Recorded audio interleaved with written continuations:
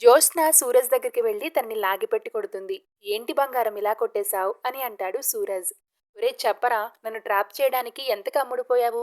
ఎవరు మనిషివిరా నువ్వు? నన్ను లైన్లో పెడితే ఎంతిస్తానన్నారు?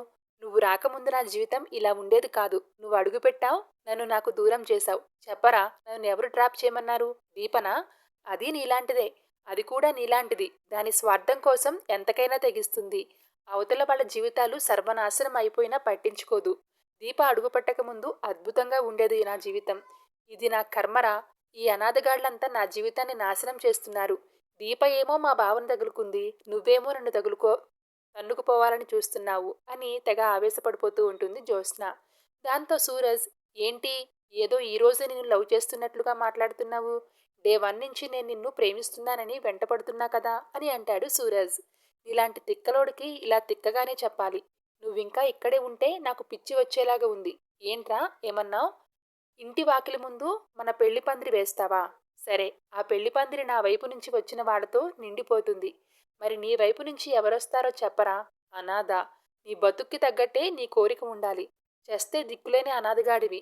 నీకు శివనారాయణ మనవరాలు కావాల్సి వచ్చిందా? పెళ్లి చేసుకుని పెళ్ళాన్ని ఎక్కడికి తీసుకుని వెళ్తావరా? ఇల్లు లేదు, వాకిల్లేదు, అమ్మ లేదు, నాన్న లేదు, ఫ్యామిలీ లేదు, కాపురం ఎక్కడ పెడతావరా? నీకు అలవాటైన ప్లాట్ఫామ్ మీద పెడతావా? టెంట్ వేసి అక్కడ కాపురం పెడతావా? మా తాత మా నాన్న కోసం బతికితే మా నాన్న నా కోసం బతుకుతున్నాడు. మరి నువ్వు ఎవరి కోసం బతుకుతున్నావు? అమ్మ ఎవరో తెలియదు, నాన్న ఎవరో తెలియదు. నీలాంటి వాళ్ళు ఏం చేయాలి? పెళ్లి కోసం అనాథ శరణాలయానికి వెళ్ళి అక్కడ కూడా నీలాంటి వాళ్ళనే ఉంటారు. వెళ్ళి ఇంకో అనాథాన్ని పెళ్లి చేసుకో.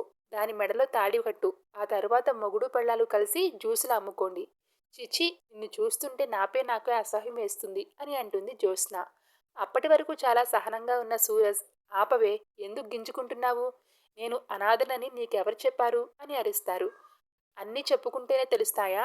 అందరికీ అన్నీ తెలుసు అని అంటుంది జ్యోత్స్న. సరే, నీకు ఇప్పుడు ఏం కావాలో చెప్పు అని అంటాడు సూరజ్.